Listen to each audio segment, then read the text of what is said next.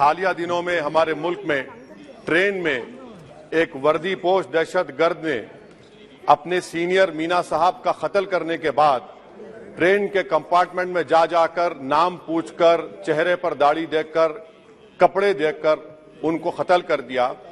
और उसके बाद उसने कहा कि इस देश में रहना है तो मोदी को वोट देना पड़ेगा।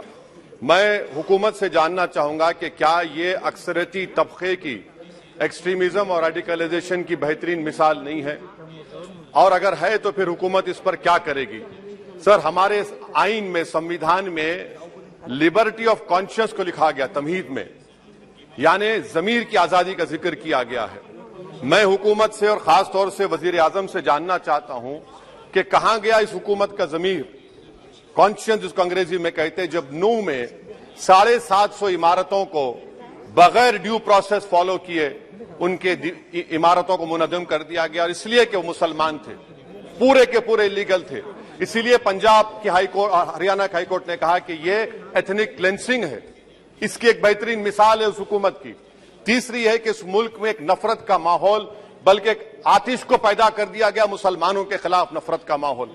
ये 9 साल का इनका ये कारनामा है। तीसरा सर, मणिपुर के ताल्लुक से कल बड़ा लंबा जवाब वजीर दाखिला ने दिया। सर, आसाम राइफल के ऊपर केस बुक हो जाता है, FIR हो जाता है। क्या हो रहा है वहां पर? कहां गया आपका कॉन्शियस, कहां गया आपका जमीर, जब वहां की महिलाओं की अस्मत रेजी की जा रही है? और आप मुख्यमंत्री को नहीं हटाना चाहते इसलिए क्योंकि वो कोऑपरेट कर रहा है। सर, मैं हरियाणा और मणिपुर के वजीर आला के लिए किसी शायर ने अच्छा कहा था कि कुर्सी है तुम्हारा ये जनाजा तो नहीं, कुछ कर नहीं सकते तो उतर क्यों नहीं जाते। आखिर कहां गया? उन ताबूतों में खो गया कि आपका कॉन्शियस, आपका जमीर, जहां पर 50,000 लोग बेघर हो गए, यानी 6 लाख हथियारों को लूटा जा रहा है।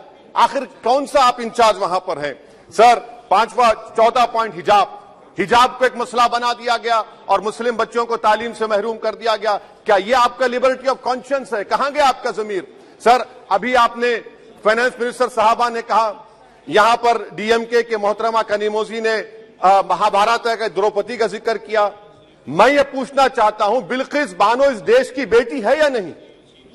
जिस बिल्किस बानो को 11 लोगों ने रेप किया, प्रेग्नेंट थी, उसकी मां का रेप किया, उसकी बेटी को कत्ल कर दिया, उसकी मां का कत्ल कर दिया, आपने कातिलों को रिहा कर दिया। ये आपका कॉन्शियस है? ये आपका कॉन्शियस है?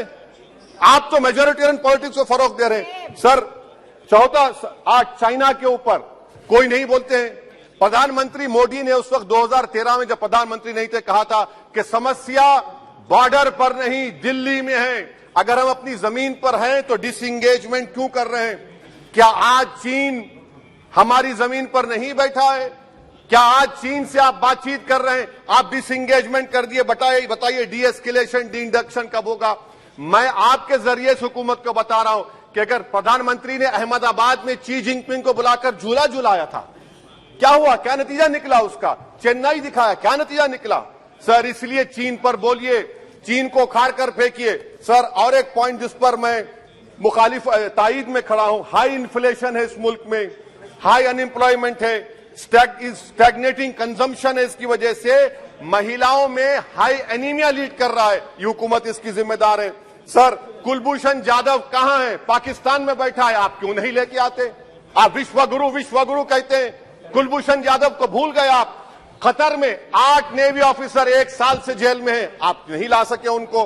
सर, और एक चीज, 1991 का प्लेसेस ऑफ वर्शिप एक्ट इस ऐवान में पास किया गया था कि तारीख के जख्मों को नहीं खुरेदा जाएगा। आप खुरोद रहे हैं उनको। मैं आपको इंतबाह दे रहा हूं, वार्न कर रहा हूं, इस मुल्क को 90 के दहे में मत लेकर जाइए। 91 का एक्ट सुप्रीम कोर्ट में जवाब दीजिए कि आपकी हुकूमत 91 प्लेस ऑफ वर्शिप एक्ट की कायम है, उस पर कायम रहेगी। UCC सर, इस UCC का फॉर्मूला क्या है? एक मुल्क में एक मजहब, एक कल्चर, एक जबान। ये तो डिक्टेटरों का फॉर्मूला है। भारत एक गुलदस्ता है, भारत एक मोजाइक है। यहाँ पर बेशुमार जबानें, बेशुमार मज़ाहिब बोले जाते हैं और हिंदू अनडिवाइडेड फैमिली में sir I am concluding 8 crore 75 Hindu खानदानों को 3,800 करोड़ डिडक्शन मिला। इसके बारे में आप क्या कहेंगे सर? मैं कंक्लूड करने से पहले आपको बताना चाह रहा हूं कि माइनॉरिटी वेलफेयर का बजट 40% कम कर दिया गया। पढ़ो प्रदेश प्री मैट्रिक स्कॉलरशिप कम कर दी गई। मौलाना आजाद फाउंडेशन खत्म कर दिया गया फेलोशिप, और इसकी वजह से 1,80,000 मुसलमान हायर एजुकेशन में गायब हो चुके हैं। सर, मैं इख्तिताम में कह रहा हूं कि पसमानदा मुसलमान से प्रधानमंत्री को बड़ी मोहब्बत है। ये कौन सी आपकी मोहब्बत है पसमानदा, जो आपका एक मुसलमान मिनिस्टर नहीं है वहां पर? इखलाक से लेकर पीलू खान से लेकर अफान अंसारी से लेकर लुकमान अंसारी, मॉब लिंचिंग पूरे पसमानदा मुसलमान की होती है। पावरलूम बंद है, अंसारियों के खुरैश बरादरी का कारोबार बंद किया जाता है। स्पीकर सर, मैं कंक्लूजन में अभी कल हमारे होम मिनिस्टर ने कहा था क्विट इंडिया।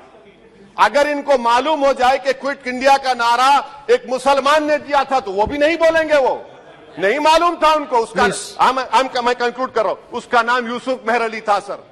यूसुफ मेहर अली ने क्विट इंडिया का नारा बनाया, जिसको महात्मा गांधी ने सारे देश में एक पैगाम किया। मैं कंक्लूड कर रहा हूं सर, इस देश में अगर आज क्विट इंडिया करना है तो कहना पड़ेगा चाइना क्विट इंडिया। जो गौ रक्षक है जिसका नाम मोनू है, वो आपके लिए मोनू डार्लिंग बन गया है, उसको कहिए क्विट इंडिया। सर, जो लोग तुष्टीकरण की राजनीति आप कर रहे हैं, आप हिंदू अक्सरियती लोगों में हथियार बांट रहे हैं, ये आप देश के लिए खतरा पैदा कर रहे हैं। तो सर, आई एम कंक्लूडिंग। इसीलिए हम आपसे अपील कर रहे हैं कि हुकूमत से कह रहे हैं कि आप जो सियासत कर रहे हैं इससे नुकसान देश को होगा। प्रधानमंत्री जब खड़े होकर जवाब देंगे, हम उनसे पूछना चाह रहे हैं, पॉइंटेड क्वेश्चन है, क्या देश बड़ा है या हिंदुत्व गोलवालकर की आइडियोलॉजी बड़ी है? मैं इस तहरीक अदम एतमाद की तायद में खड़ा हूं और हुकूमत की मुखालिफत में। सर, एक आधा मिनट सर, दो लोग, दो महाज है इस मुल्क में, एक चौकीदार है, एक दुकानदार है। एक चौकीदार है, एक दुकानदार है। जब जुल्म हम पे होता कोई मुंह नहीं खोलते। यूएपीए का कानून अमित शाह ने लाया, इन दुकानदारों ने तायद की। आज उस यूएपीए का कानून में 83 साल का बुढ़ा सिपर खत्म करो, सिपर नहीं होने के से मर गया।